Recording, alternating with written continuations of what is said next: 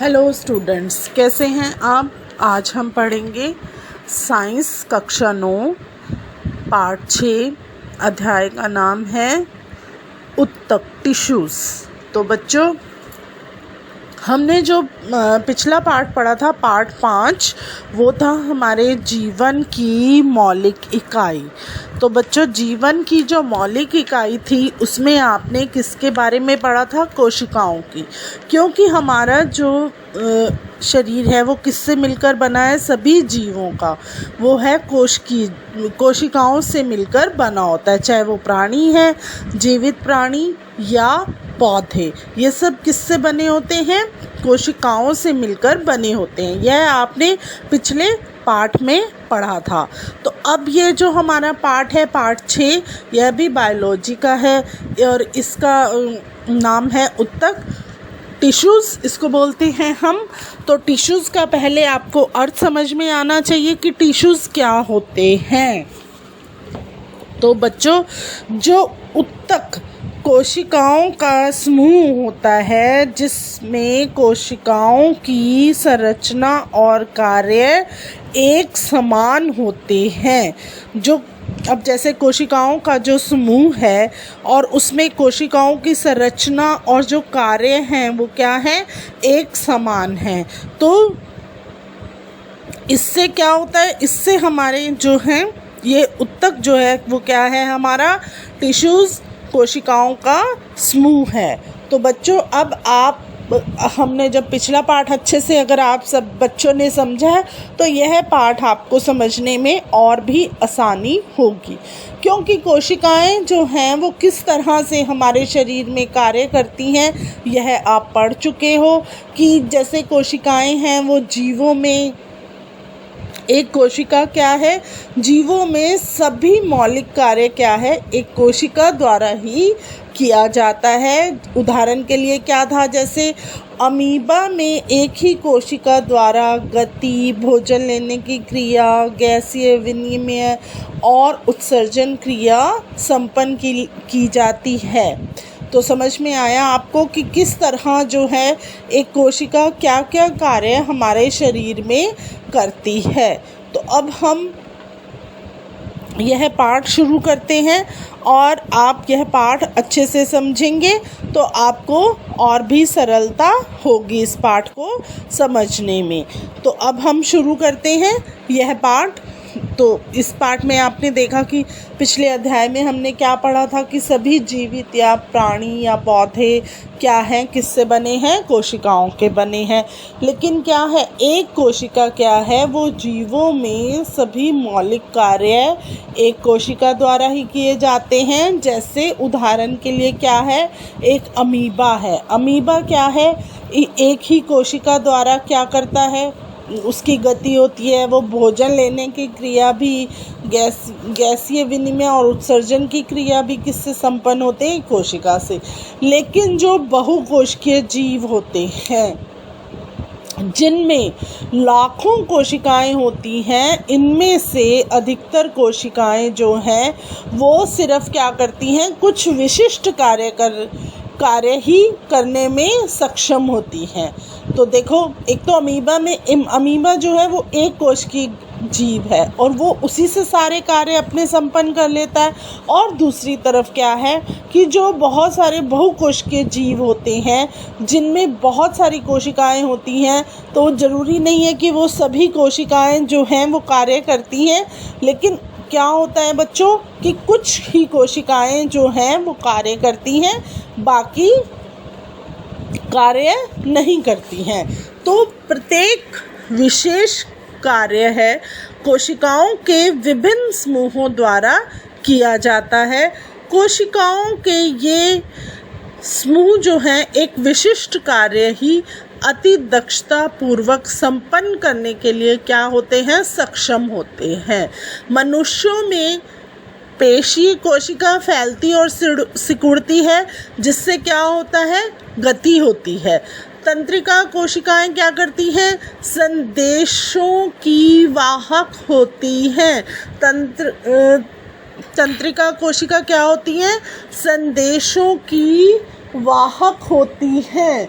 आपको समझ में आया ये?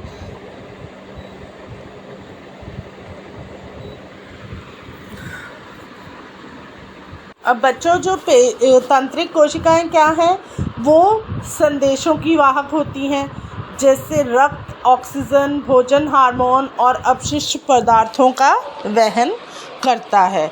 अब पौधों में क्या है, वाहक नलियों से संबंधित कोशिकाएं भोजन और पानी को एक जगह से दूसरी जगह पर ले जाती हैं। अतः बहुकोशिकीय जीवों में श्रम विभाजन होता है। शरीर के अंदर ऐसी कोशिकाएं जो एक तरह के कार्य को संपन्न करने में दक्ष होती है, मतलब परिपूर्ण होती है, और वो क्या है, हमेशा एक ही समूह में होती हैं। तो इससे आपको क्या पता लगता है? इससे हमें यह पता लगता है कि शरीर के अंदर एक निश्चित कार्य एक निश्चित स्थान पर कोशिकाओं के एक विशिष्ट समूह के द्वारा संपन्न किया जाता है, मतलब पूरा किया जाता है। कोशिकाओं का यह जो समूह है वो क्या कहलाता है? उत्तक कहलाता है। अभी जब हमने ये पाठ शुरू किया था तब आपको हमने बताया था कि उत्तक क्या होते हैं। कोशिकाओं का समूह जो सभी कार्यों को शरीर के अंदर निश्चित कार्य निश्चित स्थान पर एक विशिष्ट समूह के द्वारा जो संपन्न किया जाता है, वह हमारा क्या कहलाता है? कोशिकाओं का समूह उत्तक कहलाता है। ये उत्तक अधिकतम दक्षता के साथ कार्य कर सकने के लिए एक विशिष्ट क्रम में व्यवस्थित होते हैं। जैसे इसके उदाहरण कौन से हैं? रक्त, फैलोमा तथा पेशी, ये हमारे क्या हैं? उत्तक के उदाहरण हैं। अब आप आगे देखें, वे कोशिकाएं जो आकृति में एक समान होती है तथा किसी कार्य को एक साथ संपन्न करती है, समूह में एक उत्तक का निर्माण करती है। तो वे कोशिकाएं जो आकृति में एक समान होती हैं तथा किसी कार्य को एक साथ पूरा करती हैं और समूह में एक क्या करती हैं? उत्तक का निर्माण करती हैं।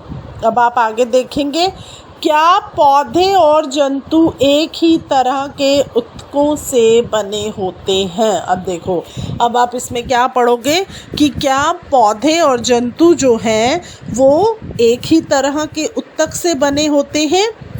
तो हम क्या है, विभिन्न उत्तकों की संरचनाओं तथा उनके कार्यों की तुलना करेंगे कि क्या पौधे और जंतुओं की संरचनाएं समान होती हैं, क्या दोनों समरूप कार्य करते हैं। मतलब कि जैसे ढांचा है तो वो पौधों और जंतुओं का जो है वो किस तरह से बनते हैं और क्या वो दोनों एक तरह के ही कार्य करते हैं। तो बच्चों, दोनों में ही स्पष्ट अंतर होता है। पौधे स्थिर होते हैं, वो गति नहीं करते, मतलब चल फिर नहीं सकते।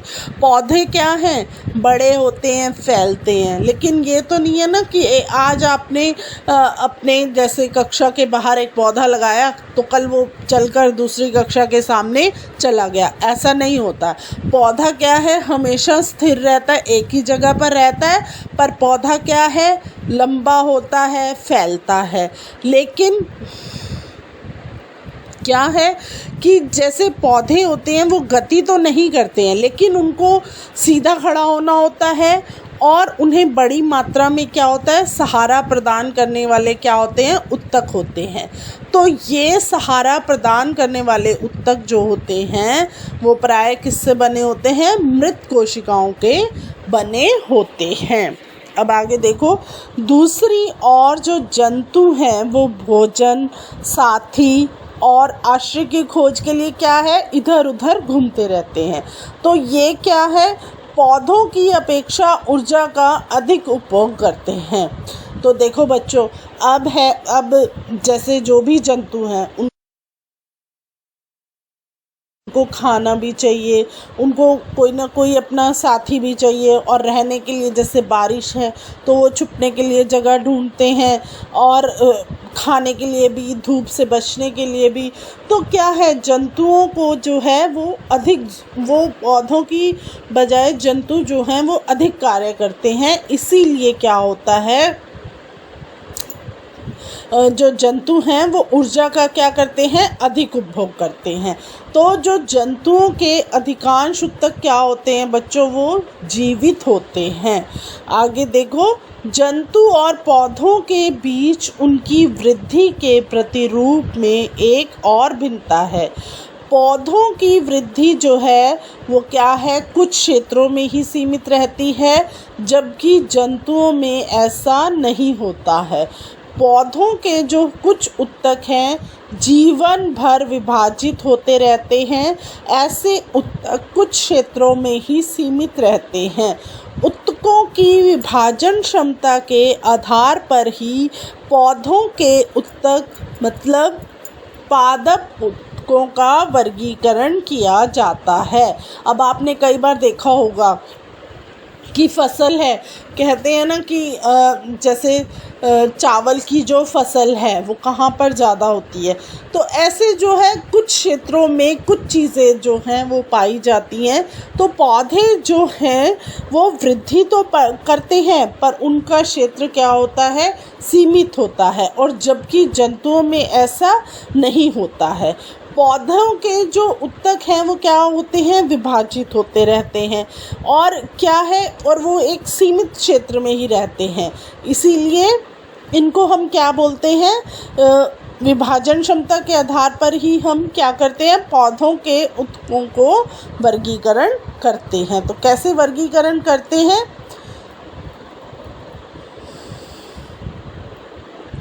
वृद्धि अथवा विभ्योतक तथा स्थायी ऊतक जंतुओं में कोशिका वृद्धि अधिक एक रूप होती है। अतः जंतुओं में विभाज्य तथा अविभाज्य क्षेत्रों में कोई निश्चित सीमा नहीं होती है। अंगों और अंग तंत्रों का संरचनात्मक संगठन जटिल पौधों की अपेक्षा जटिल जंतुओं में अति विशिष्ट तथा सीमित होता है। यह मूल अंतर जीवधारियों के दो महत्वपूर्ण समूहों के जीवन यापन में के विभिन्न तरीकों को दर्शाता है। विशेषकर इनके भोजन करने की प्रक्रिया में संरचनात्मक संगठन एक और पौधों के गतिहीन अस्तित्व तथा दूसरी ओर जंतुओं के प्रचलन के लिए अंग तंत्रों के विकास हेतु विभिन्न प्रकार से अनुकूलित होते हैं। अब आप देखो कि वृद्धि तथा विद्युत घातक तथा स्थायी ऊतक जो हैं वो जंतुओं में कोशिका वृद्धि जो है एक ही रूप में करते हैं। तो इसीलिए क्या है, जंतुओं में विभाज्य तथा अविभाज्य क्षेत्रों की कोई एक निश्चित सीमा नहीं होती है। तो समझ में आया। इसी तरह से क्या है कि जटिल पौधों की अपेक्षा क्या है, जटिल जंतुओं में जो है अति विशिष्ट तथा सीमित होते हैं। अब जटिल पौधे होते हैं वो क्या है, उसकी अपेक्षा क्या है, जटिल जंतुओं में इनका जो एक वैशिष्ट्य है वो सीमित होता है। अतः इनको दो महत्वपूर्ण समूहों के जीवन यापन के विभिन्न तरीकों को इसमें दिखाया गया है, जैसे भोजन करने की प्रक्रिया और क्या है, संरचनात्मक जो संगठन है वो क्या है, एक और पौधे के गतिहीन अस्तित्व और दूसरी ओर क्या है, जंतुओं के प्रजनन के लिए क्या है, अंग तंत्रों के विकास हेतु उनको इसके विभिन्न प्रकार से क्या किया गया है, अनुकूल किया गया है। तो अब जटिल जंतुओं तथा पौधों के संदर्भ में अब हम ऊतकों की अवधारणा के बारे में विस्तार से पढ़ेंगे। तो अब यहाँ पर यह 2 प्रश्न दिए गए हैं। पहले आप इन 2 प्रश्नों का उत्तर लिखें। पहला प्रश्न है, ऊतक क्या हैं? अब आप इसका उत्तर लिखेंगे कि उत्तक क्या है। शरीर के अंदर एक विशिष्ट कार्य एक निश्चित स्थान पर कोशिका के विशिष्ट समूह द्वारा संपन्न किया जाता है। कोशिकाओं का यह समूह उत्तक कहलाता है। आपको समझ में आया उत्तक क्या है। अब अगला प्रश्न है हमारा, बहुकोशिकीय जीवों में उत्तकों का क्या उपयोग है। तो अब आप इसका उत्तर लिखें। बहुकोशिकीय जीवों में लाखों कोशिकाएं होती हैं। प्रत्येक विशेष कार्य कोशिकाओं के विभिन्न समूहों द्वारा किया जाता है। कोशिकाओं के ये समूह एक विशिष्ट कार्य को ही अति दक्षतापूर्ण संपन्न करने के लिए सक्षम होते हैं। अतः बहुकोशिकीय जीवों में श्रम विभाजन होता है। शरीर के अंदर ऐसी कोशिकाएं एक तरह के कार्य को संपन्न करने के में दक्ष होती हैं। सदैव ये एक समूह में होती हैं। पौधे में वाहक नलियों में संबंधित कोशिकाएं भोजन और पानी को एक जगह से दूसरी जगह ले जाती हैं। तो आपको समझ में आए दोनों प्रश्नों के उत्तर। अब हम पढ़ेंगे पादप उत्तक क्या होते हैं। तो इसमें है पहले विभज्योतक। विभज्योतक के आप एक चित्र देख रहे हैं यहाँ पर। प्याज के मूल में वृद्धि। जार 1 में देखो किस तरह से जो है। अब इस चित्र में क्या है, 2 जार लिए गए हैं और उन जारों को पानी से भर दिया गया है और अब उन 2 जारों में हम एक एक प्याज को रख देते हैं। तो देखो फिर क्या होता है कि अब आप आगे देखेंगे कि 2 शीशे के जार लेते हैं और उनमें पानी भर देते हैं। अब 2 प्याज लेते हैं और दोनों जारों पर एक एक प्याज रख देते हैं, जैसा कि चित्र में दिखाया गया है और आपको समझाया गया है। अब आप आगे पढ़ें। कुछ दिनों तक प्याज़ों की मूलों की लंबाई मापते हैं। आप देख रहे हो ना, प्याज में आगे के हिस्से में 2 कुछ लंबे लंबे से गुच्छे हैं, तो वो क्या है, प्याज़ों की मूलों की हमने क्या करा है, लंबाई को मापा है। तो पहले, दूसरे और तीसरे दिन में मूल की लंबाई को माप लेते हैं। दूसरे जार में रखी प्याज की मूल को चौथे दिन क्या है, हम 1 सेंटीमीटर को काट लेते हैं। इसके बाद दोनों जार में रखी प्याज की मूलों की लंबाई का 5 दिनों तक हम निरीक्षण करते हैं और उनमें हुई प्रत्येक दिन की वृद्धि को माप जो हमें नीचे दी गई तालिका दी गई है उसमें लिखना है। ऊपर के निरीक्षण को देखते हुए नीचे दिए गए प्रश्नों के उत्तर दो कि किसी भी जार में रखी हुई प्याज की मूल लंबाई क्या है। हमारे द्वारा मूल के ऊपरी हिस्से को काट लेने के बाद भी क्या वो वृद्धि करती है।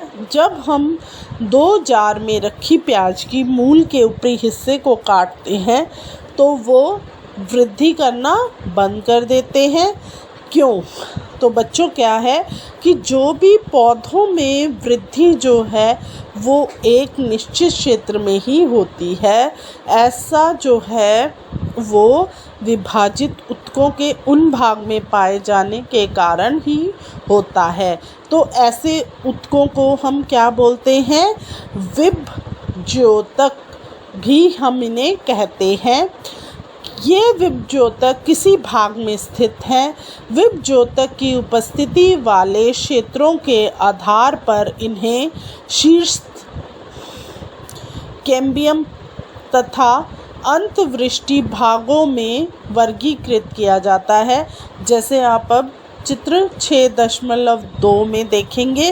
विभजोतक के द्वारा तैयार नई कोशिकाएं प्रारंभ में विभजोतक की तरह होती हैं, लेकिन जैसे ही ये बढ़ती और परिपक्व होती है, इनके गुणों में क्या होता है, धीरे धीरे परिवर्तन होता है और ये दूसरे ऊतकों के घटकों के रूप में क्या होती हैं, विभाजित हो जाती हैं, बढ़ जाती हैं। अब यह देखो आप किसी पौधे में विभजोतक की स्थिति। अब आप पहले ऊपर क्या देख रहे हैं, शीर्ष विभजोतक, उसके बाद अंतवृष्ट विभजोतक, फिर है पार्श्व विभजोतक। तो यह है आपका चित्र कि किस तरह किसी पौधे में विभजोतक की स्थिति होती है। पर्रोहों के शीर्षस्थ विभजोतक जड़ों एवं तनों की वृद्धि वाले भाग में विद्यमान रहता है तथा वह इनकी लंबाई में वृद्धि करता है। तने की वृद्धि या मूल में वृद्धि पार्श्व विभजोतक कैम्बियम के कारण होती है। तो आपको समझ में आया कि किस तरह से पौधों में जो है वो होता है। अंतवृष्ट विभजोतक जो है, जो आप चित्र के मध्य में देख रहे हैं, कुछ पौधों में पर्व संधियों के पास यह पाया जाता है। तो अब शीर्ष विभजोतक देख लिया आपने, अंतवृष्ट विभजोतक देख लिया। यह है कुछ ही पौधों के पर्व संधियों में पाया जाता है, सभी में नहीं।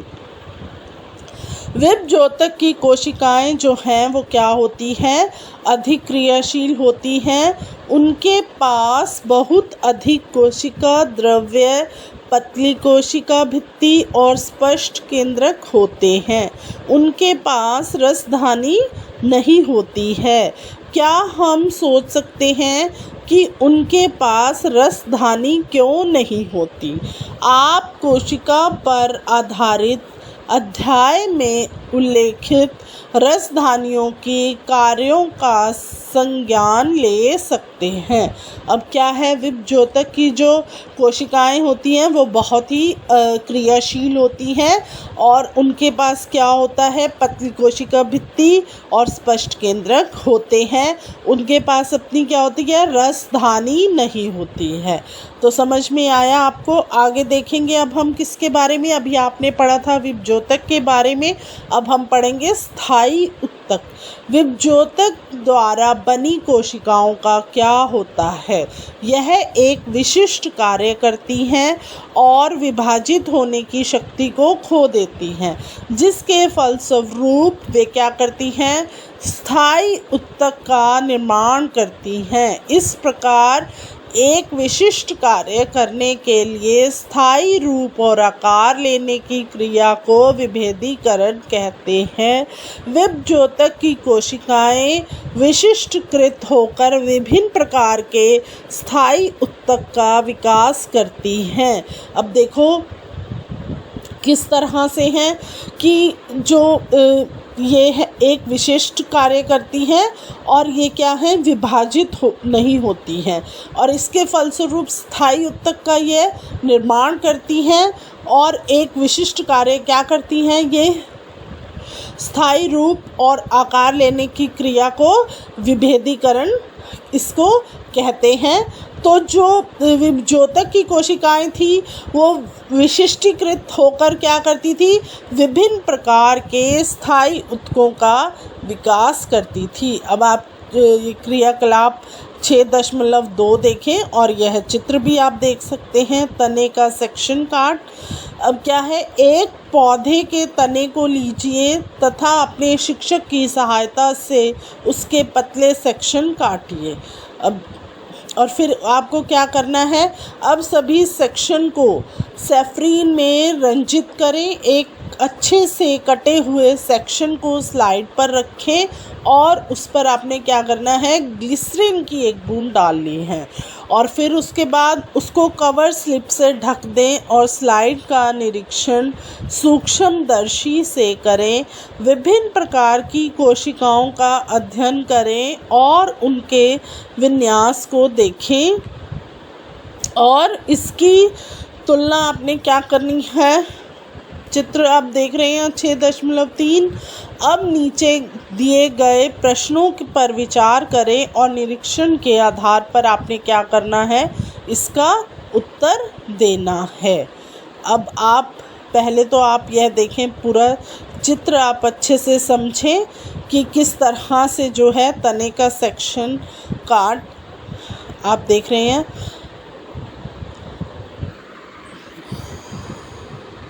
दो आपको यहाँ पर चित्र दिए गए हैं।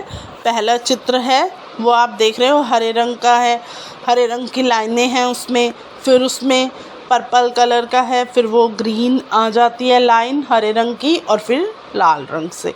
तो जो बीच का हिस्सा है वो पित्त है, फिर जो हमारे लाल रंग का धब्बे धब्बे वाला है वो जाइलम है, फिर उसके बाद आप जो ये देख रहे हैं इसमें मज्जा किरण आपको दिखाई दे रही है। और यही चीज़ें आप देखेंगे दूसरे चित्र में, कुछ चीज़ें जो हैं इस चित्र के समान ही हैं।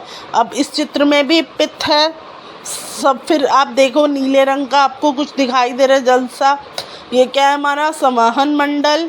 फिर इसमें मज्जा किरण थी तो यहाँ पे ये लाल रंग की छोटे ये क्या है, प्रोटोजाइलम। फिर जो लाल रंग के बड़े हैं ये हमारे मेटाजाइलम हैं। फिर आप पर्पल से रंग का देख रहे हो ये कैम्बियम है, और दूसरी तरफ भी हमारा कैम्बियम इस चित्र में दिखाया गया है। फिर फ्लोएम है ये हरे रंग का, इसमें भी हरे रंग का आप देख रहे हो, दोनों में ये एक चीज़ सामान्य आ रही हैं कुछ चीज़ें।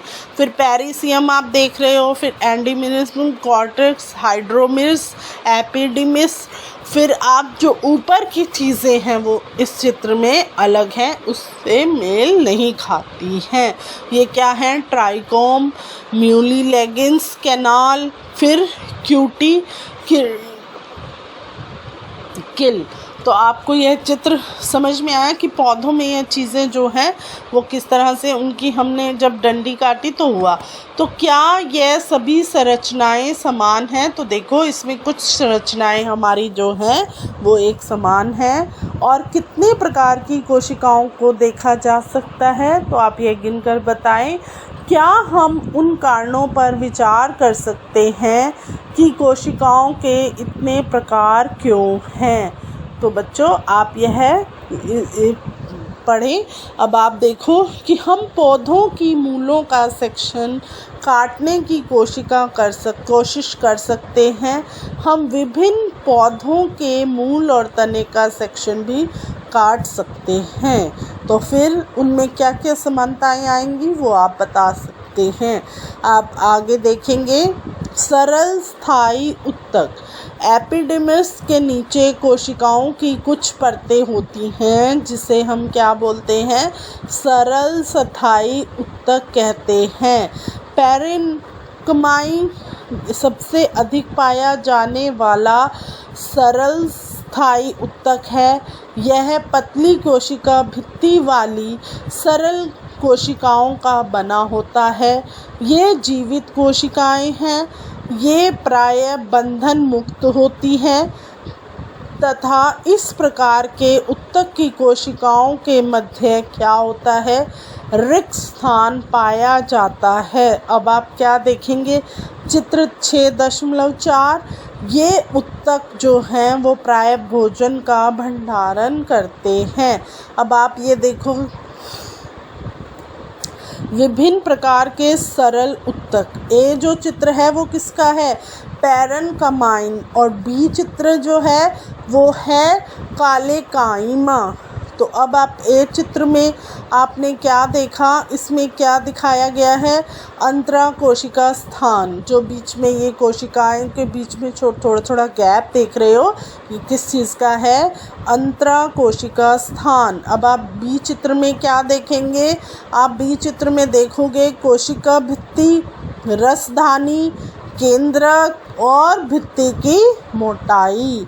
तो अब आप इससे क्या समझेंगे। फिर आप सी चित्र देखो, सी चित्र में क्या है, सरल छिद्र युग्मक। और फिर सी का सेकंड पार्ट है वो है हमारा अनुप्रस्थ सेक्शन। इसमें आपको क्या दिखाई दे रहा है, इसमें आपको लिमिट मोटी भित्ति और संकीर्ण जो है ल्यूमेन। तो ये आपको इस चित्र में दिखाई दिया। तो अब हम इसके बारे में पढ़ेंगे।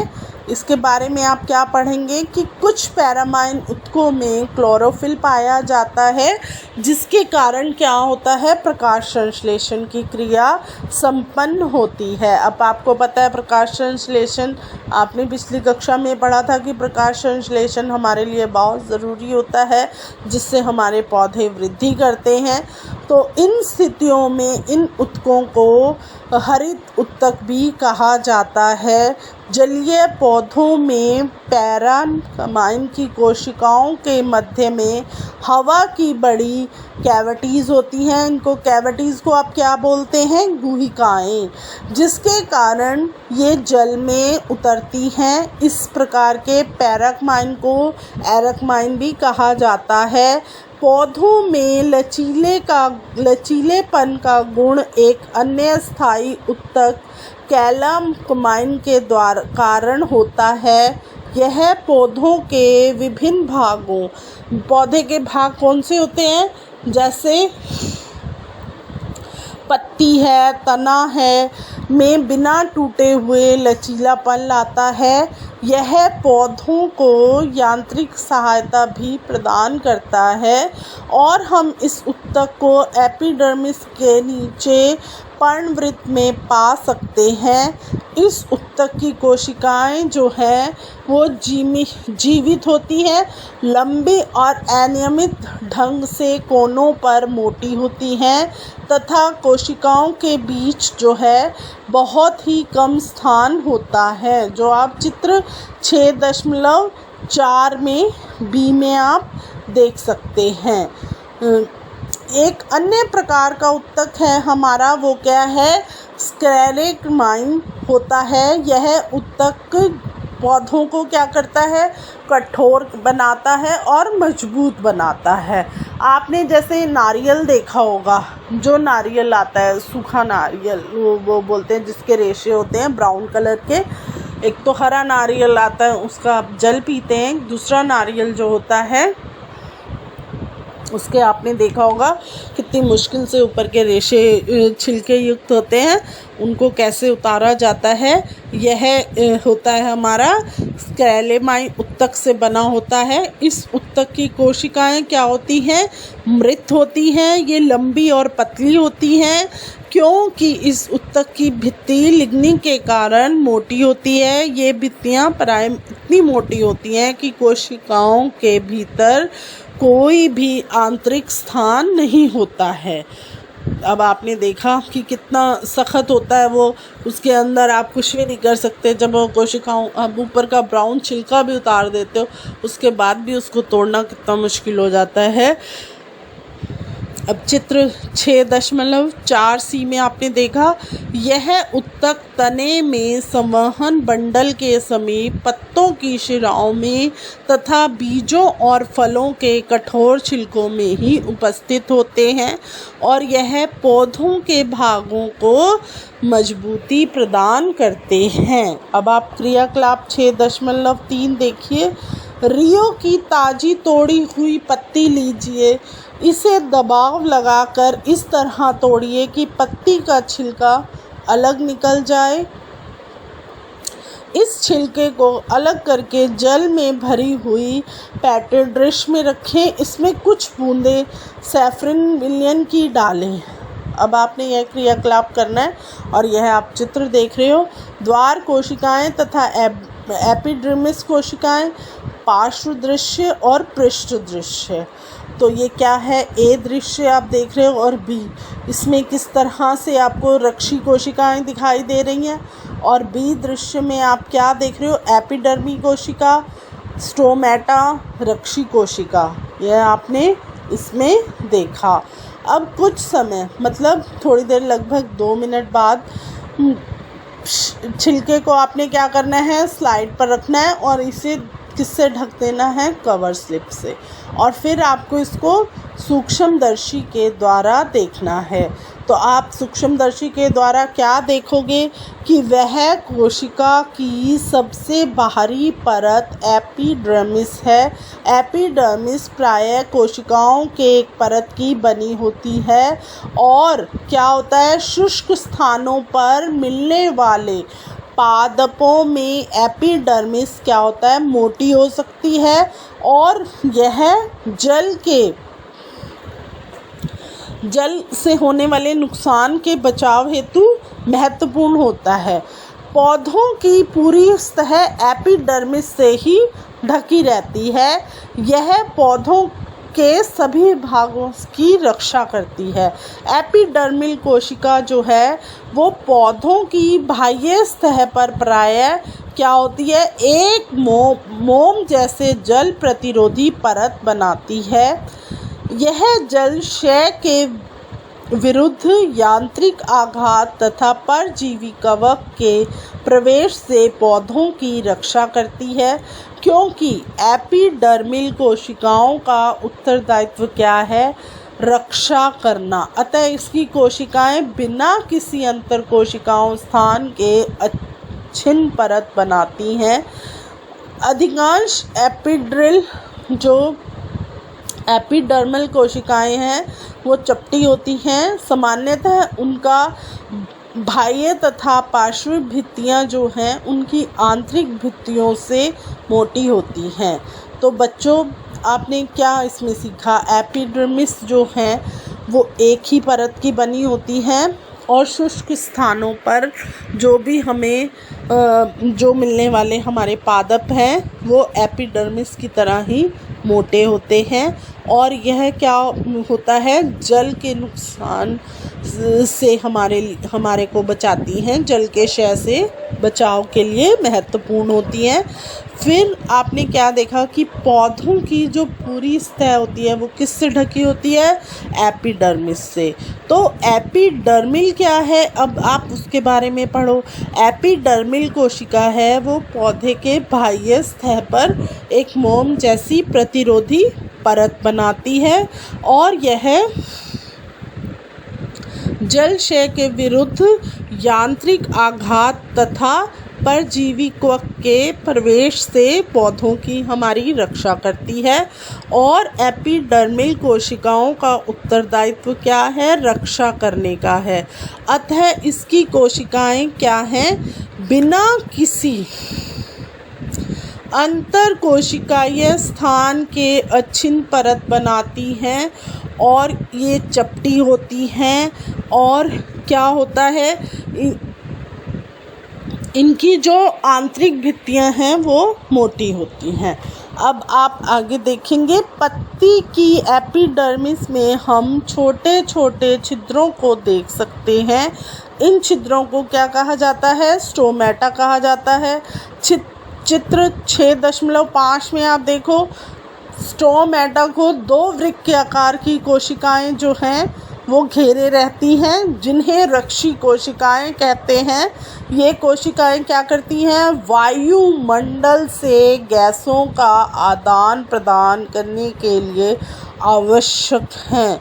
अब आपको पता है वायुमंडल में भी गैसों का आदान प्रदान कितना ज़रूरी होता है, तो इसीलिए ये जो कोशिकाएं हैं ये वायुमंडल में गैसों का आदान प्रदान करती हैं। वाष्प के रूप में पानी का निकलना क्या कहलाता है, वाष्पोत्सर्जन की क्रिया भी किसके द्वारा होती है, स्टोमेटा के द्वारा होती है। अब आप आगे देख रहे हैं, याद करें प्रकाश संश्लेषण के लिए किस गैस की आवश्यकता होती है और पौधों में वाष्पोत्सर्जन का उल्लेख आपको करना है। अब आप क्या देख रहे हैं, अब आप देखेंगे, आगे पढ़ेंगे, जड़ों की एपिडर्मिल कोशिकाएं क्या करती हैं, पानी को सोखने का कार्य करती हैं और उनमें क्या है, बाल जैसे प्रवर्ध होते हैं, जिससे जड़ों की कुल अवशोषक सतह बढ़ जाती है और पानी को वो क्या कर लेते हैं, सोख लेते हैं। अब मरुस्थलीय पौधों की बाहरी सतह वाले आपने एपिडर्मिस क्यूटिन एक जल अवरोधक जो है रासायनिक पदार्थ का लेप होता है। क्या हम इसका कारण सोच सकते हैं।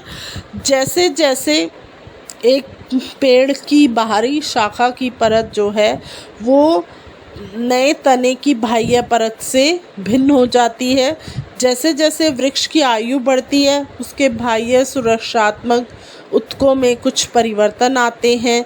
द्वितीयक विभज्योतक की एक पट्टी जो कॉर्टेक्स में कॉर्क नाम कोशिका की परतों को बनाती है, इन छालों की मृत कोशिकाएं होती हैं।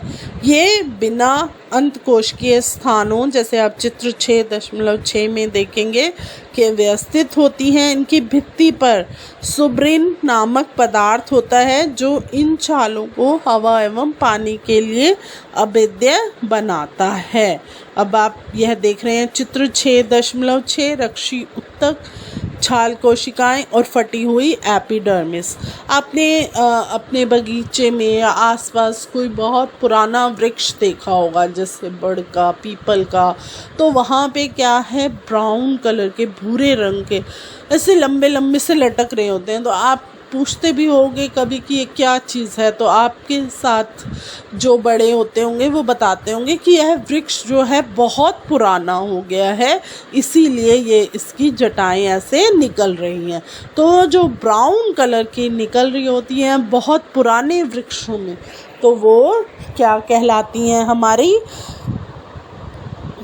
जो है जो पुराने जो छाल होती हैं वो क्या होती हैं, हमारी मृत कोशिकाएं होती हैं। तो आपको समझ में आया।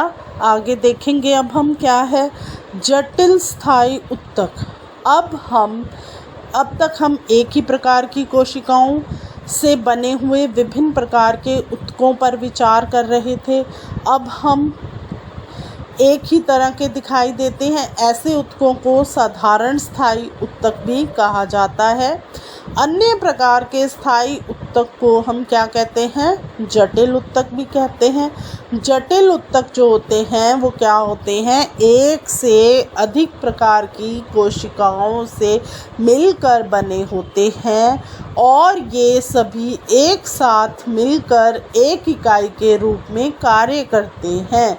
जाइलम और फ्लोएम इसी प्रकार के जटिल ऊतकों के उदाहरण हैं।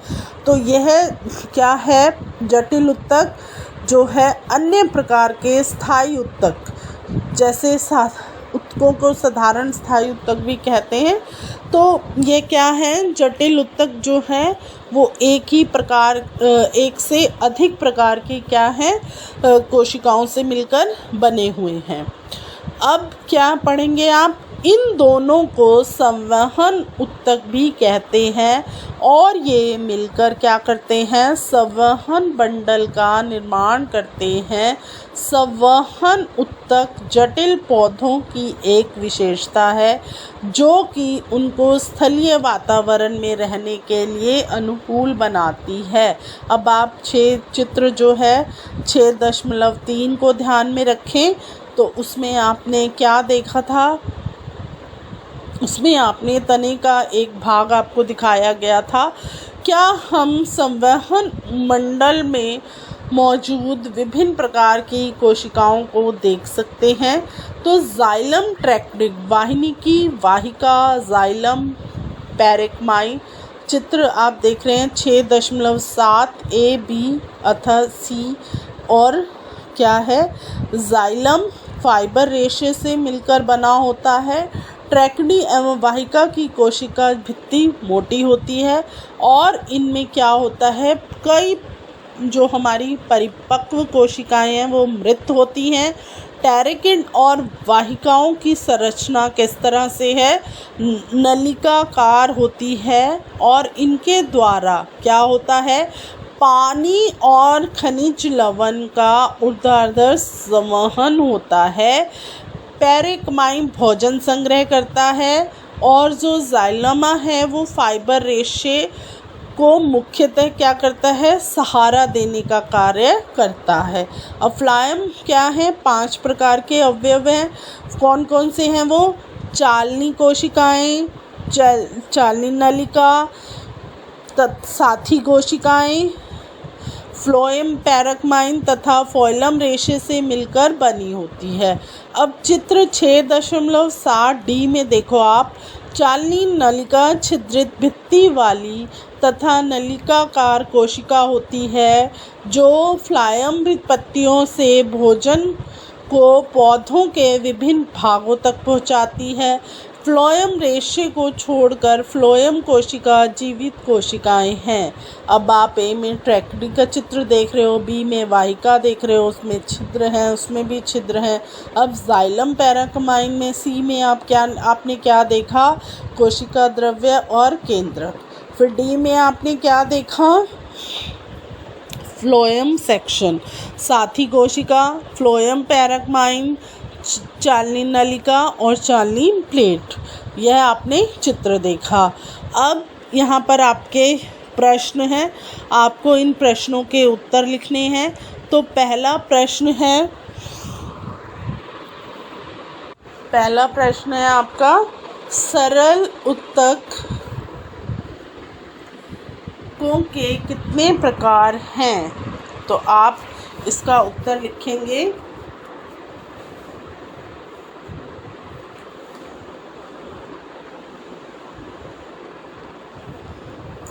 सरल उत्तक विभिन्न प्रकार के होते हैं। पहला है पैरेंकाइमा, कालेकाइमा और स्क्वालोकाइमा। अब आप अगला प्रश्न देखेंगे, प्रारोह का शीर्षस्थ विभ्योजोतक कहाँ पाया जाता है? तो आप इसका उत्तर लिखेंगे, प्रारोह का शीर्षस्थ विभ्योजोतक जड़ों एवं तनों की वृद्धि वाले भाग में पाया जाता है। यह उनकी लंबाई में वृद्धि करता है। अब आप तीसरा प्रश्न देखिए, नारियल का रेशा किस उत्तक का बना होता है? इसका उत्तर है, नारियल का रेशा स्केलेकाइमा उत्तक का बना होता है और यह कठोर एवं मजबूत होता है। अब अगला प्रश्न है, फ्लोएमा के संघटक कौन कौन से हैं? इसका उत्तर है, चालनी नलिका, सिल्वर ट्यूब्स, सभी कोशिकाएं, फ्लोएमा और पैरेंकाइमा द्वारा फ्लोएमा रेशे फ्लोरम के संघटक हैं। तो यह थे हमारे प्रश्न के उत्तर। अब हम आगे पढ़ेंगे जंतु उत्तक। जंतु उत्तक, तो जब हम सांस लेते हैं तब हम अपनी छाती की गति को महसूस कर सकते हैं। शरीर के ये अंग कैसे गति करते हैं, इसके लिए हमारे पास कुछ विशेष कोशिकाएं होती हैं जिन्हें हम क्या बोलते हैं, पेशीय कोशिका कहते हैं। अब आप चित्र देख रहे हैं 6.8 पेशीय रेशे। इसमें क्या है, चित्र में पहले में आपको केंद्रक है, फिर चिकने पेशीय रेशे हैं, फिर चिकने पेशीय रेशे, फिर उसके बाद ऊपर है, फिर आप आमाशय देख रहे हैं। तो अब क्या है कि जो हमारा चित्र 6.8 है, इनमें कोशिकाओं का फैलना और सिकुड़ना क्या है, अंगों को गति प्रदान करता है। तो जैसे हम जब सांस लेते हैं तो हम क्या करते हैं, ऑक्सीजन लेते हैं। तो यह ऑक्सीजन हमारी कहाँ जाती है, यह हमारी फेफड़ों के द्वारा जो है वो अवशोषित कर ली जाती है और रक्त के साथ शरीर की सभी कोशिकाओं तक पहुँच जाती है। कोशिकाओं को क्या है, ऑक्सीजन की आवश्यकता क्यों होती है? क्योंकि माइटोकॉन्ड्रिया का कार्य इस प्रश्न के हल के लिए एक संकेत देता है, जिसके बारे में आप पहले पढ़ चुके हैं कि रक्त अपने साथ विभिन्न पदार्थों को शरीर में एक स्थान से दूसरे स्थान तक ले जाता है। उदाहरण के लिए यह भोजन और ऑक्सीजन को सभी कोशिकाओं तक पहुंचाता है। यह शरीर के के सभी भागों से अवशिष्ट पदार्थों को एकत्र कर यकृत तथा वृक्क तक उत्सर्जन के लिए पहुंचाता है। तो क्या है कि रक्त जो है वो अपने साथ क्या है विभिन्न पदार्थों को भी शरीर में क्या करता है, एक स्थान से दूसरे स्थान पर ले जाता है। जैसे भोजन है, ऑक्सीजन है, ये क्या है, ये हमारे सभी कोशिकाओं तक पहुंचते हैं। रक्त और पेशीय दोनों ही क्या हैं, हमारे शरीर में पाए जाने वाले ऊतकों के उदाहरण हैं। उनके कार्य के आधार पर ही हम क्या करते हैं, विभिन्न प्रकार के जंतु ऊतकों के बारे में हम विचार करते हैं। जैसे एपिथीलियम ऊतक, संयोजी ऊतक, पेशीय ऊतक तथा तांत्रिक ऊतक रक्त संयोजी ऊतक का एक ही प्रकार है तथा पेशी और पेशीय ऊतक का। अब आप किसके बारे में पढ़ेंगे? अब हम पढ़ेंगे सबसे पहले एपिथीलियम ऊतक। जंतु के शरीर को ढकने या बाह्य रक्षा प्रदान करने वाले ऊतक जो हैं वो एपिथीलियम ऊतक हैं। एपिथीलियम क्या है? शरीर के अंदर स्थित बहुत से अंगों और गुहिकाओं को ढकते हैं। ये भिन्न भिन्न प्रकार के शारीरिक तंत्रों को एक दूसरे से अलग करने के लिए अवरोध का निर्माण करते हैं। जैसे त्वचा, मुंह, आहार नली, रक्तवाहिनी नली का अस्तर, फेफड़ों की कुपिका, वृक्कीय नली आदि सभी क्या हैं, किससे बने हुए हैं? एपिथीलियम ऊतक से बने हुए हैं। अब देखो एपिथीलियम ऊतक से कितनी चीज़ें बनी हुई हैं, हमारी त्वचा, मुंह, आहार नली, रक्तवाहिनी और नली का अस्तर और फेफड़ों की कुपिका, ये सब हमारी किससे बनी है? एपिथीलियम ऊतक से बनी है। एपिथीलियम ऊतक की कोशिकाएं एक दूसरे से सटी होती हैं और ये एक अनवरत परत का निर्माण करती हैं। तो इन परतों के बीच में क्या है, एक चिपकने वाला पदार्थ जो है कम होता है और कोशिकाओं के बीच जो है बहुत कम जगह होती है। अब आप ये चित्र देख रहे हैं साथ साथ, अभी हम आपको इनके बारे में समझाएंगे। तो क्या है, इन कोशिकाओं के बीच में जो है स्थान बिल्कुल न के बराबर होता है। जो भी पदार्थ हमारे शरीर में प्रवेश करता है या बाहर निकलता है वो एपिथीलियम की किसी परत से होकर अवश्य ही गुजरता है। इसके फलस्वरूप विभिन्न प्रकार की एपिथीलियम कोशिकाओं के बीच की पारगम्यता शरीर तथा बाहरी वातावरण और शरीर के विभिन्न अंगों के बीच पदार्थों के आदान प्रदान में महत्वपूर्ण भूमिका निभाती है। सामान्यतः एपिथीलियमों को एक बाह्य रेशेदार आधार झिल्ली उसे नीचे रहने वाले ऊतकों से क्या करती है, अलग करती है। अब जैसे चित्र आप देख रहे हैं 6.9 में दर्शाए गए हैं विभिन्न एपिथीलियम की संरचनाएं क्या हैं, बहुत प्रकार की हैं जो उनके किस पर निर्भर करती हैं, कार्य पर निर्भर करती हैं। जैसे कोशिकाओं में रक्त नलिका अस्तर या कुपिका, जहाँ पदार्थों का क्या होता है, संवहन होता है। वर्णात्मक पारगम्य किसके द्वारा होता है, पदार्थों का संवहन वर्णात्मक पारगम्य झिल्ली के द्वारा होता है। वहाँ पर क्या होता है, चपटी एपिथीलियम ऊतक कोशिकाएं होती हैं। यह कोशिकाएं इनको सरल शल्की एपिथीलियम कहते हैं। ये अत्यधिक पतली और चपटी होती हैं और इनका जो अस्तर है वो कोमल का निर्माण करता है। आहार नली तथा मुंह का अस्तर शल्की एपिथीलियम से ढका होता है और क्या करता है, यह शरीर का रक्षात्मक कवच अथवा अर्थात त्वचा इन्हीं शल की एपिथीलियम से बनी होती हैं। त्वचा की एपिथीलियम कोशिकाएं इनको कटने तथा फटने से बचाने के लिए कई परतों में व्यवस्थित होती हैं।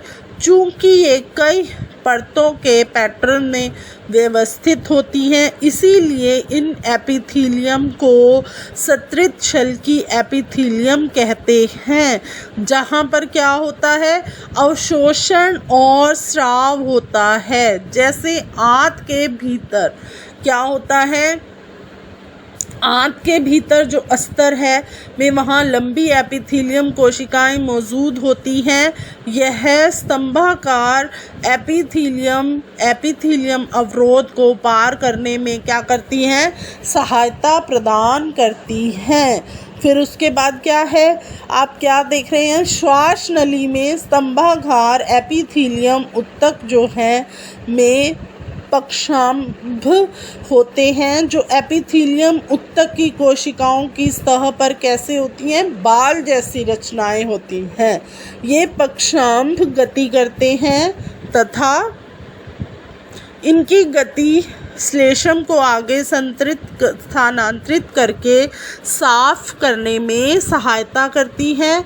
इस प्रकार के एपिथीलियम को पक्षांभी स्तंभाकार एपिथीलियम कहते हैं। तो आपको समझ में आया किस तरह से यह कार्य करती हैं। अब आप चित्र को अगर आप देखेंगे, पहला है हमारा 6.9 में शल की, दूसरे ए पे, फिर बी पे है घनाकार, सी पे आप देखोगे स्तंभाकार पक्षांभी, फिर डी चित्र आप देख रहे हो, यह है स्तरित शलिका।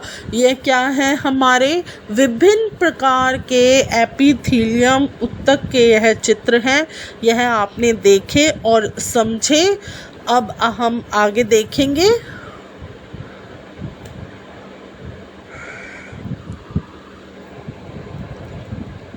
आगे क्या है, घनाकार एपिथीलियम वृक्कीय नली तथा लार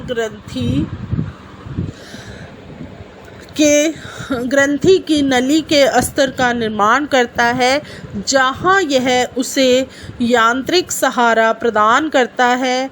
ये एपिथीलियम कोशिकाएं प्रायः ग्रंथि कोशिकाओं के रूप में अतिरिक्त विशेषता अर्जित करती हैं, जो एपिथीलियम ऊतक की सतह पर क्या करती हैं, पदार्थों का स्राव करती हैं। और क्या है, कभी कभी जो एपिथीलियम ऊतक का कुछ भाग अंदर की ओर मुड़ा होता है, वहाँ पर एक कोशिकीय ग्रंथि का निर्माण होता है। यह ग्रंथि एपिथीलियम कहलाता है। तो अब आपको एपिथीलियम के बारे में अच्छे से समझ आया कि यह किस तरह से कार्य करते हैं। अब हम आगे बढ़ेंगे, संयोजी ऊतक। अब आप साथ में एक चित्र भी देख रहे हैं। यह चित्र भी कितना विस्तार से इसमें आपको हर चीज़ को समझाया गया है।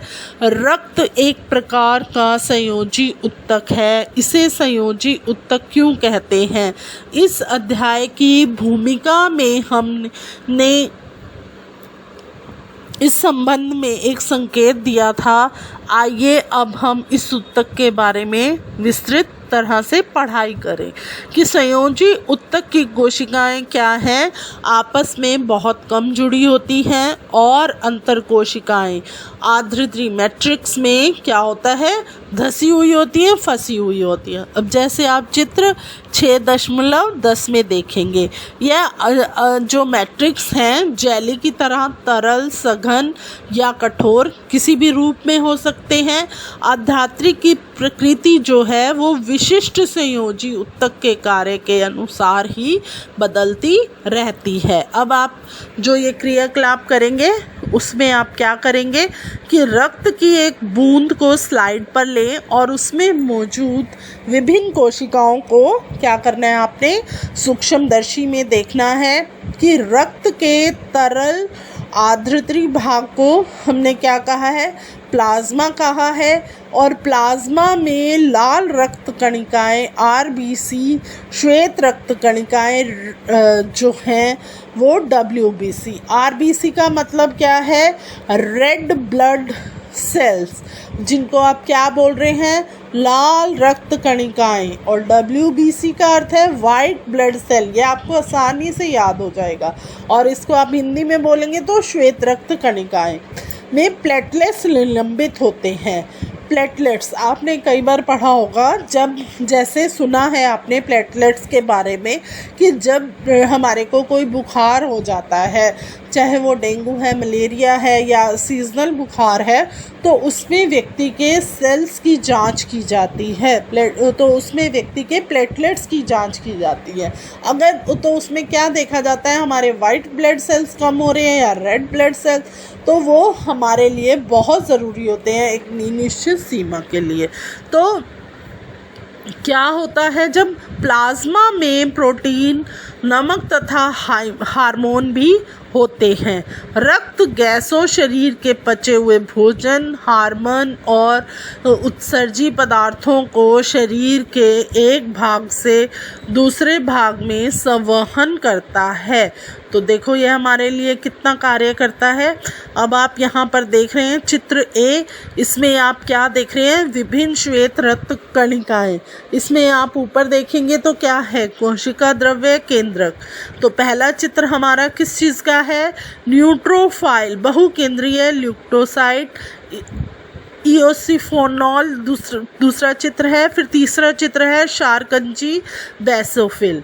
फिर ए में ही नीचे आप देखेंगे लिम्फोसाइट, मोनोसाइट, प्लेटलेट। फिर आप बी में आप देखेंगे किस तरह से ये बना हुआ है, ये हमारी लाल रक्त कणिका है और सूक्ष्म नलिका और हैवरस नलिका। और सी में आपने क्या देखा है, कचाब, आर्द्रात्री उपास्थानु यानी कॉन्ड्रोसाइट। फिर आप डी चित्र देख रहे हो, एडिपोबसासाइट। इसमें क्या है, मोटी सूक्ष्म बिंदुक और केंद्रक।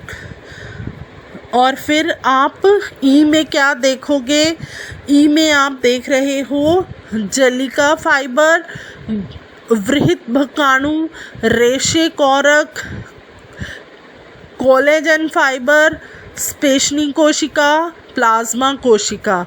तो चित्र 6.10 में आपने ऊतकों के प्रकार देखे, विभिन्न रक्त कणिकाएं, सहत अस्थि, काचब उपस्थित, वसा में ऊतक, एरियोल ऊतक। ये सब आपने चित्र 6.10 में आपने पढ़ा। अब क्या है, अस्थि संयोजक ऊतक का एक अन्य उदाहरण है।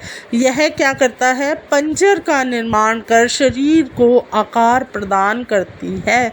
यह मांसपेशियों को सहारा देती है और शरीर के मुख्य अंगों को सहारा देती है। यह ऊतक मजबूत और कठोर होता है। अस्थि कार्यों के लिए इन गुणों में क्या उपयोग है, अस्थि कोशिकाएं कठोर आर्द्रात्री में धसी होती हैं जो कैल्शियम या फास्फोरस से बनी होती हैं। दो अस्थियां आपस में एक दूसरे से एक अन्य संयोजी ऊतक जिसे स्नायु अस्थि बंधन जो है तंतु कहते हैं से जुड़ी होती है। यह ऊतक क्या होता है, लचीला होता है। और लचीला तो होता ही है, इसके साथ साथ बच्चों यह बहुत ही मजबूत होता है। स्नायु में आर्द्रात्री जो है वो बहुत कम होती है और यह अस्थियों से जोड़ती है। तो और एक अन्य प्रकार का संयोजी ऊतक है हमारा कंडरा, जिसको हम टेंडन कहते हैं, जो अस्थियों में क्या करता है, मांसपेशियों को जोड़ता है कंडरा मजबूत तथा सीमित लचीलेपन वाले रेशेदार ऊतक होते हैं। उपस्थित कार्टिलेज जो है वो एक अन्य प्रकार का संयोजी ऊतक होता है, जिसमें कोशिकाओं के बीच में क्या होता है, एक पर्याप्त स्थान होता है। इसकी ठोस आधारित प्रोटीन और शर्करा की बनी होती है। यह अस्थियों के जोड़ों को चिकना बनाती है। उपास्थि नाक, कान, कंठ और श्वास नली में भी क्या होती हैं, ये उपस्थित होती हैं। हम कान की उपस्थिति को मोड़ सकते हैं, परंतु हाथ की अस्थि को हम नहीं। तो सोचिए कि यह ऊतक से कितनी अलग हैं। यह ऊतक से बहुत ही अलग आपको दिखाई दे रही हैं, क्योंकि जो है उपस्थिति क्या है हमारी, कहाँ पर उपस्थिति है इनकी, नाक, कान, कंठ मतलब गला और श्वास नली, इसमें भी यह मौजूद होती हैं। तो अब हम आगे देखेंगे एरियोलर संयोजी ऊतक वो है जो त्वचा और मांसपेशियों के बीच रक्त नलिका के चारों ओर तथा नसों और अस्थि मज्जा में क्या है, पाया जाता है। यह अंगों के भीतर की खाली जगह को भरता है, आंतरिक अंगों को सहारा प्रदान करता है और ऊतकों की मरम्मत में सहायता करता है। तो एरियोलर उस संयोजी ऊतक क्या करता है, त्वचा और मांसपेशियों के बीच में रक्त नलिका के चारों ओर और कहाँ पर पाया जाता है, नसों और अस्थि मज्जा में यह पाया जाता है। और यह हमारे अंगों के बीच में जो भी खाली स्थान है, जो भी गैप है, उसको भरता है और क्या करता है, आंतरिक अंगों को एक तरह से सहारा प्रदान करता है और हमारे ऊतकों की जो है वो मरम्मत में भी सहायता करता है। हमारे शरीर में वसा कहाँ संचित होता है, वसा का संग्रह करने वाला वसा में ऊतक त्वचा के नीचे कहाँ पर पाया जाता है, आंतरिक अंगों के बीच पाया जाता है। इस ऊतक की कोशिकाएं वसा की गलिकाओं से भरी होती हैं। वसा संग्रहित होने के कारण यह ऊष्मीय कुचालक का भी कार्य करता है। अब आपने क्या पढ़ना है इसमें, पेशीय ऊतक। पेशीय ऊतक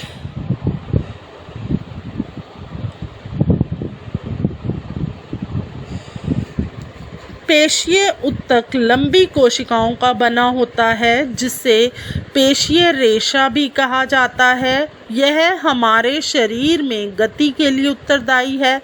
पेशियों में एक विशेष प्रकार का प्रोटीन होती है जिसे सिकुड़ने वाला प्रोटीन कहते हैं, जिसके संकुचन एवं प्रसार के कारण गति होती है। कुछ पेशियों की हम इच्छा अनुसार गति करा सकते हैं, तो कुछ पेशियों की हम क्या है, इच्छा अनुसार गति कर सकते हैं। जैसे हाथ और पैर में विद्यमान पेशियों को हम क्या करते हैं, अपनी इच्छा अनुसार आवश्यकता पड़ने पर गति करा सकते हैं या उनकी गति को रोक सकते हैं। इस तरह की पेशियों को हम क्या कहते हैं, वॉलेंट्री मसल्स कहा जाता है, जो चित्र 6.11a। इन पेशियों को हम क्या कहते हैं, कंकाल पेशी भी कहते हैं। क्योंकि ये अधिकतर हड्डियों से जुड़ी होती हैं और शारीरिक गति में सहायक होती हैं। सूक्ष्म दर्शी से हम देखते हैं तो हम क्या देखते हैं, ये पेशियाँ क्या हैं, हल्के तथा गहरे रंगों में के बाद एक रेखाओं या धारियों की तरह प्रतीत होती हैं। इसी कारण इसे रेखित पेशी भी कहते हैं। इस ऊतक की कोशिकाएं लंबी, बेलनाकार, शाखा रहित और बहुनाभीय होती हैं। आहार नली में भोजन का प्रवाह या रक्त नलिका का प्रसार एवं संकुचन जैसे गतियाँ ऐच्छिक नहीं है। इन गतिविधियों को हम स्वयं संचालित नहीं कर सकते हैं, अर्थात हम इन गतियों की इच्छा अनुसार प्रारंभ या बंद भी नहीं कर सकते हैं। अब बच्चों, जैसे आपकी हाथ पैर की जो भी पेशियाँ हैं, आप उन्हें जैसे हाथ है लंबा कर लेते हो, मोड़ लेते हो, घुमा लेते हो, पैर भी आप लंबे करते हो, मोड़ते हो, कितनी सारी जो क्रियाएं हैं आप हाथ पैरों से करते हो। तो क्या होता है, इनको आप अपनी मर्जी के अनुसार इनका प्रयोग आप करते हो। तो यह जो पेशियाँ हमारी क्या हैं, वॉलेंट्री मसल्स हैं, जो आप चित्र में देखोगे अभी। तो ये वॉलेंट्रिक जो हमारी मांसपेशियाँ हैं, यह हमारी इच्छा के अनुसार ही कार्य करती हैं। अब क्या है, कुछ ऐसी हैं जो हमारी हड्डियों से जुड़ी होती हैं और वो क्या करती हैं, हमारे शरीर को गति में हमारी सहायता करती हैं। अब फिर आगे देखते हैं तो उसमें क्या है, अब आगे आहार नली में भोजन का प्रवाह या रक्त नलिका का प्रसार एवं संकुचन जैसी जो गतियां हैं वो ऐच्छिक नहीं है। इन गतिविधियों को हम स्वयं संचालित नहीं कर सकते हैं, अर्थात हम इन गतियों को इच्छा अनुसार प्रारंभ या बंद नहीं कर सकते हैं। अब हाथ पैरों को तो हम कर सकते थे, लेकिन जो आहार नली में भोजन का प्रवाह या रक्त नलिका का प्रसार है, वो हम अपनी मर्जी के अनुसार बिल्कुल भी नहीं कर सकते हैं। यह जो है अनैच्छिक पेशियां हैं, यह अनैच्छिक पेशियां इनकी गति को क्या करती हैं, नियंत्रित करती हैं। अब जैसे आँख की पलक, मूत्रवाहिनी और फेफड़ों की श्वसनी में भी इनको पाया जाता है। कोशिकाएं क्या हैं, लंबी, और इनका आखिरी सिरा क्या होता है, नुकीला, स्पाइंडल शेप में होता है। ये एक केंद्रकीय होती हैं और इनकी आरेखित पेशी भी इनको कहा जाता है। इसके दो नाम आपको दिए गए हैं, जो स्पाइंडल शेप्ड तुर्क रूपी, और दूसरा है इनको एक केंद्रीय या आरेखित पेशी भी कहा जाता है। इनका नाम आरेखित क्यों है, अब इसके बारे में आप बताओ कि इनका नाम आरेखित क्यों है। हृदय की जो पेशियां हैं वो क्या हैं, जीवन भर लयबद्ध होकर प्रसार एवं संकुचन करती रहती हैं। इन अनैच्छिक पेशियों को कार्डिक हृदय पेशी भी कहा जाता है। हृदय की कोशिकाएं जो हैं वो कैसी होती हैं, बेलनाकार शाखाओं वाली और एक केंद्रकीय होती है। अब आप यह क्रियाकलाप देख रहे हैं कि विभिन्न प्रकार की पेशीय ऊतकों की संरचना की आपने तुलना करनी है, उनके आकार, केंद्रक की संख्या तथा कोशिका में केंद्रक की स्थिति को आपने नोट करना है। पहले में आपने क्या लिखना है, इसका लक्षण, आकार, केंद्रकों की संख्या, केंद्रकों की स्थिति, रेखित, चिकनी और हृदय। अब आप चित्र देख रहे हैं, चित्र ए आप देखिए, उसमें केंद्रक और धारियां आपको दिख रही हैं। ये तुर्क रूपी पेशीय कोशिका है। फिर आप बी में आपको क्या दिख रहा है, तर्क रूपी पेशीय कोशिका और केंद्रक। फिर आप सी चित्र में देख रहे हैं, सी चित्र में आपने क्या देखा, कार्डिक हृदय पेशिका, इसमें आप केंद्र की और धारियां आप देख रहे हैं। तो अब क्या है, अब आप आखिरी आपका है तंत्रिक ऊतक। सभी कोशिकाओं में उत्तेजना के अनुकूल प्रतिक्रिया करने की क्षमता होती है। यद्यपि तांत्रिक ऊतक की कोशिकाएं बहुत शीघ्र उत्तेजित होती हैं और इस उत्तेजना को बहुत ही शीघ्र पूरे रूप शरीर में एक स्थान से दूसरे स्थान तक पहुंचाती है।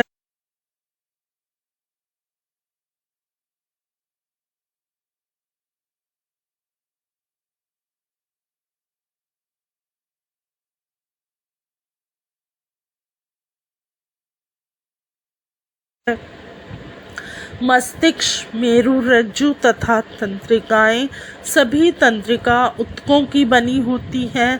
तंत्रिका ऊतक की कोशिकाओं को हम क्या कहते हैं? तंत्रिका कोशिका या न्यूरॉन कहा जाता है। न्यूरॉन में कोशिकाएं, केंद्रक तथा कोशिका द्रव्य साइटोप्लाज्म होते हैं। इससे लंबे पतले बालों जैसी शाखाएं निकली होती हैं, जैसा कि आप चित्र 6.12 में देखेंगे। प्रायः प्रत्येक न्यूरॉन में इस तरह परत का एक लंबा प्रवर्ध होता है, जिसको क्या बोला जाता है? एक्सोन कहते हैं, तथा बहुत सारी छोटी शाखा वाले प्रवर्ध डेंड्राइट्स होते हैं। एक तंत्रिका कोशिका कितनी लंबी होती है? 1 मीटर तक लंबी होती है। बहुत सारी तंत्रिका रेशीय संयोजी ऊतकों के द्वारा एक साथ मिलकर क्या करती हैं? एक तंत्रिका का निर्माण करती हैं। अब आप ये चित्र देख रहे हो 6.12, इसमें आप क्या देख रहे हो? कोशिका है, केंद्रक है, डेंड्रोट है और तंत्रिकाक्ष है। जो तंत्रिका है वो रेशे से गुजरने वाली संवेदना को तंत्रिका स्पंदन कहते हैं। तंत्रिका का स्पंदन हमें इच्छानुसार अपनी पेशियों की जो पेशियों की गति करने में जो है उसकी सहायता करता है। और तंत्रिका तथा पेशीय ऊतकों का कार्यात्मक संयोजन जो है वो सभी जीवों में मौलिक है। साथ ही साथ यह संयोजन उत्तेजना के अनुसार जंतुओं में क्या करता है? गति प्रदान करता है। अब इसमें क्या है, आपको यह तंत्रिका ऊतक भी समझ में आया। अब हम क्या पढ़ेंगे इसमें? प्रश्न उत्तर। अब पहला प्रश्न है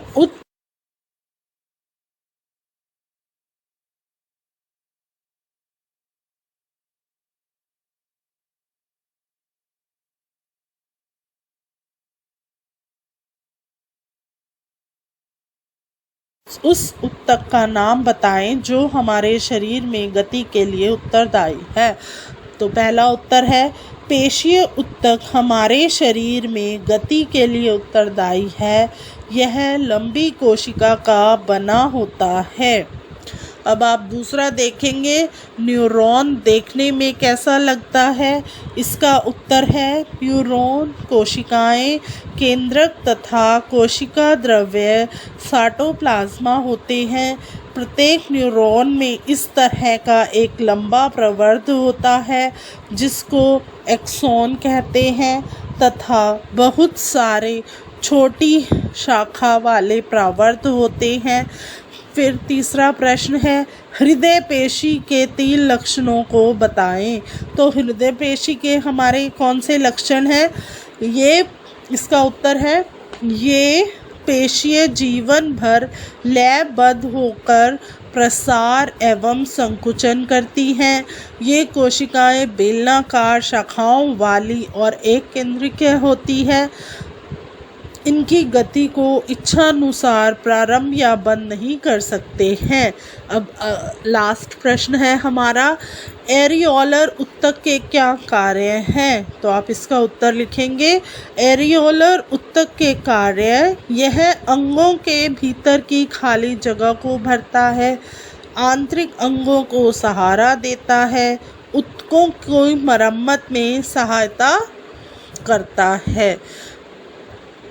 तो बच्चों यह था हमारा पाठ। अब आपने इस पाठ में क्या सीखा, अब हम उसके बारे में आपको बताएंगे कि ऊतक जो है वो क्या है? कोशिकाओं का समूह है जिसमें कोशिकाओं की संरचना तथा कार्य जो हैं वो एक समान होते हैं। पौधों के ऊतक जो हैं वो पादप ऊतक 2 प्रकार के होते हैं, विभ्योजोतक तथा स्थायी ऊतक। तो विभ्योजोतक जो है ऊतक का एक विभाज्य ऊतक है तथा यह पौधों के वृद्धि वाले क्षेत्रों में पाया जाते हैं। और स्थायी ऊतक विभवजोतक से बनते हैं जो एक बार विभाजित होने की क्षमता को खो देते हैं। इनको सरल तथा जटिल ऊतकों में वर्गीकृत किया जाता है। पैरेकाइमा, काइलमा तथा स्क्लेरेकाइमा सरल ऊतकों के 3 प्रकार हैं। जाइलम और फ्लोएम जटिल ऊतकों के प्रकार हैं। एपिथीलियम पेशीय, संयोजी तथा तंत्रिका ऊतक जंतु ऊतक होते हैं। आकृति और कार्य के आधार पर एपिथीलियम ऊतक को शल्की, घनाकार, स्तंभाकार, रोमीय तथा ग्रंथिल श्रेणियों में वर्गीकृत किया गया है और हमारे शरीर में विद्यमान संयोजी ऊतक के विभिन्न प्रकार हैं। एरियोलर ऊतक, एडिपोज, वसामेय ऊतक, अस्थि, कंडरा, स्नायु उपस्थित तथा रक्त रुधिर। पेशीय ऊतक के 3 प्रकार हैं, रेखित, आरेखित और कार्डिक हृदय पेशी। फिर है तंत्रिका ऊतक, न्यूरॉन का बना होता है जो संवेदना को प्राप्त और संचालित करता है।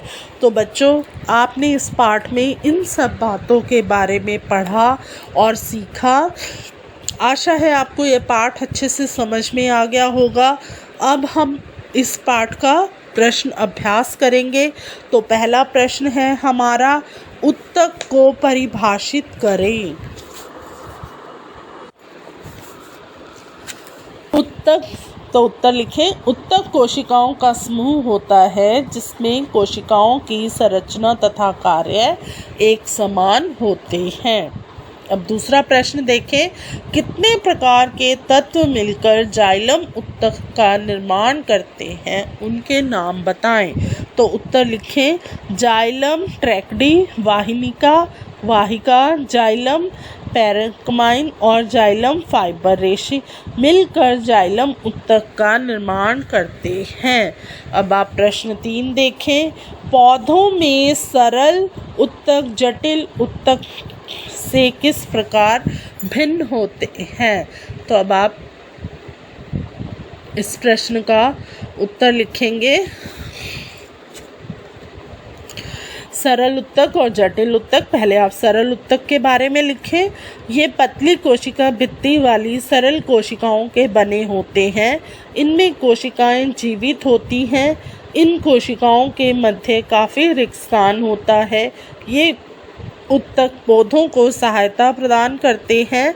स्क्लेरेकाइमा ऊतक में क्लोरोफिल पाया जाता है जिसके कारण प्रकाश संश्लेषण क्रिया संपन्न होती है। स्क्लेरेकाइलम ऊतक पौधों को कठोर एवं मजबूत बनाता है। फिर है जटिल ऊतक, इसके बारे में आप लिखें। जटिल ऊतक एक से अधिक प्रकार की कोशिकाओं से मिलकर बने होते हैं। इनकी कोशिका भित्ति मोटी होती है। अधिकतर कोशिकाएं जो हैं वो मृत होती हैं। इन्हें संवहन ऊतक भी कहते हैं। ये पानी और खनिज लवण पौधे के ऊपरी भाग तक पहुँचते हैं। जाइलम तथा फ्लोएम इस प्रकार के उदाहरण हैं। फाइबर रेशे मुख्यतः सहारा देने का कार्य करते हैं। फिर आप प्रश्न 4 देखेंगे, कोशिका भित्ति के आधार पर पैरेन्काइम, काइलम और स्क्लेरेकाइम के बीच भेद स्पष्ट करें। पैरेन्काइम इस ऊतक की कोशिकाओं को कोशिका भित्ति जो है वो पतली होती है। काइलेनकाइमा कोशिका भित्ति कोनों पर मोटी होती है और स्क्लेरेकाइम जो है कोशिका भित्ति लिग्निन के कारण मोटी होती है। अब आप प्रश्न 5 देखेंगे। प्रश्न 5 है हमारा, रंध्र के क्या कार्य हैं। तो आप इसका उत्तर लिखेंगे। रंध्र वायुमंडल से गैसों के आदान प्रदान करने तथा वाष्पोत्सर्जन के कारण मोटी होती है। अब आप प्रश्न 6 देखें। 3 प्रकार के पेशीय रेशों में चित्र बनाकर अंतर स्पष्ट कीजिए। तो आप इसका उत्तर लिखेंगे। अब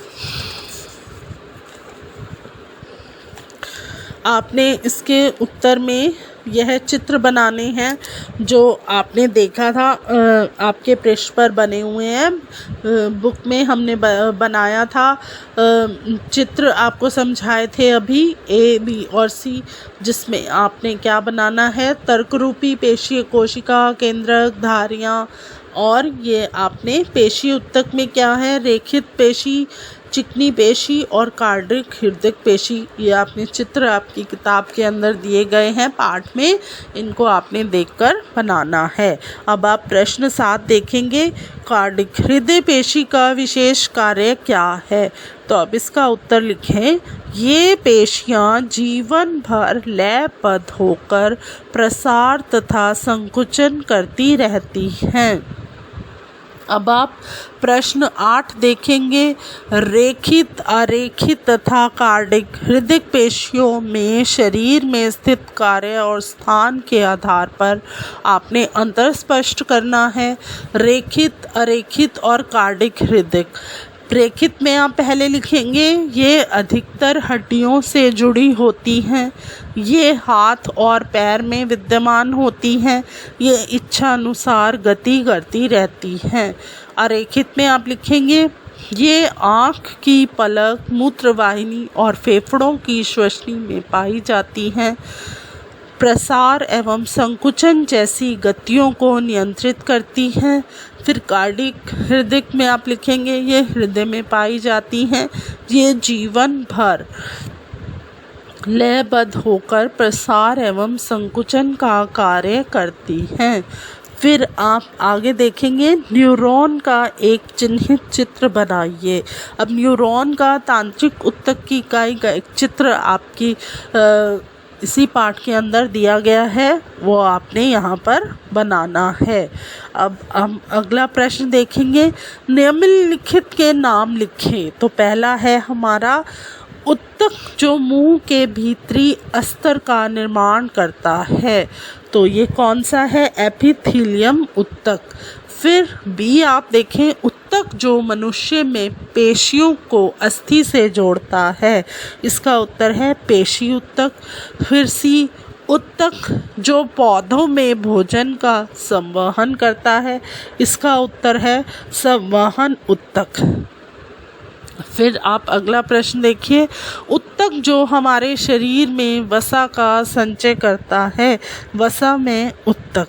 फिर आप देखें, तरल आद्रिति सहित संयोजी उत्तक, इसका उत्तर है एरियोल संयोजी उत्तक। फिर आप अगला देखेंगे, मस्तिष्क में स्थित उत्तक। तो आप इसका उत्तर लिखेंगे तंत्रिका उत्तक।